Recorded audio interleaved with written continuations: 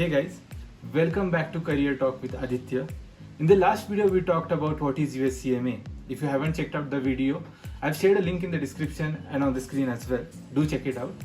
Moving on, today we are going to talk about how to study for USCMA. Let's talk.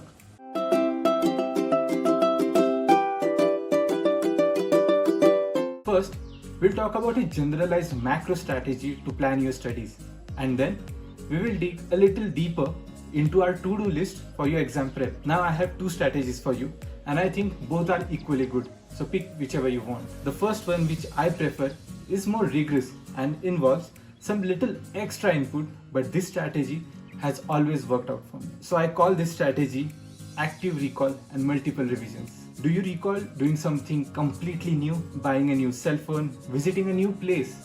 What's the first thing you want to do when you get something new? Explore, right? So I have used this same principle of exploration and leverage the excitement to be efficient with your studies. Whenever I'm planning my study for any new course, I'm super excited to explore what all I'm going to learn, and here's what I do. Now, step 1, a quick read or skim through all the chapters. The level of understanding is not a priority over here, but to explore what the curriculum or all the chapters offer you. Now, step 2, download LOS statement from IMA's website. I've shared a link to the same in the description. Do check it out. Now, step 3, visit every LOS and highlight statements from all the chapters that directly address or answer any LOS. Now, this is your second round of going through all the chapters. So make sure that your level of understanding is up to the mark. Now, step 4, solve at least 30 MCQs of every chapter. This will act as a knowledge check exercise for you. Now, step 5, if your accuracy during solving these 30 MCQs is less than 75%, go back to step 3 and actively revise all that you have highlighted. But if your accuracy is more than 75%, to move on to the next chapter. So using this 5-step process, ideally, you can spend around 7 to 9 months for CMA Part 1 exam, and you can spend around 4 to 6 months for CMA Part 2 exam. Now, talking about pros and cons of this strategy. To start with pros, strong conceptual understanding and multiple reads will help you retain the syllabus or retain all the concepts for a longer time.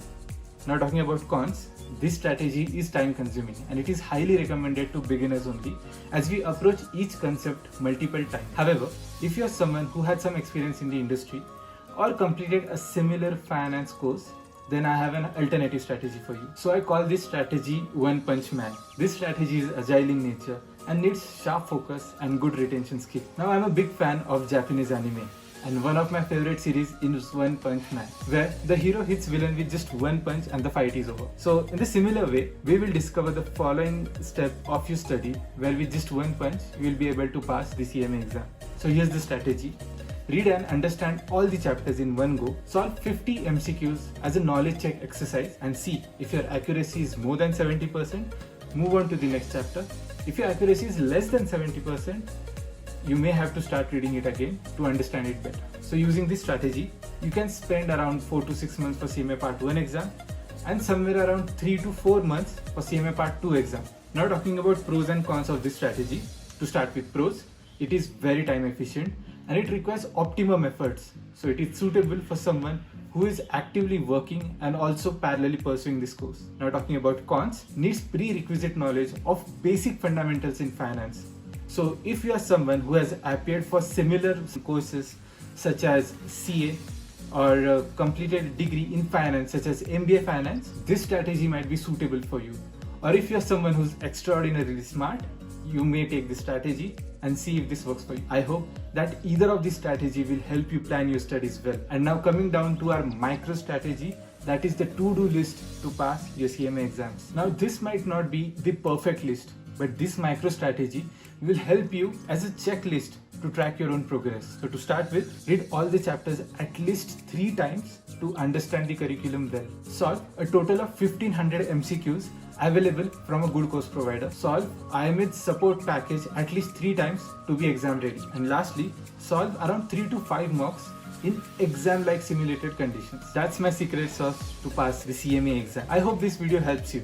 If you have any queries, any suggestions or feedback, feel free to use the comment section. If you like this video, don't forget to press the like button. If you haven't subscribed to the channel yet, please do. And lastly, share this video with all those who are planning to pursue the CMA course or are already pursuing the CMA course.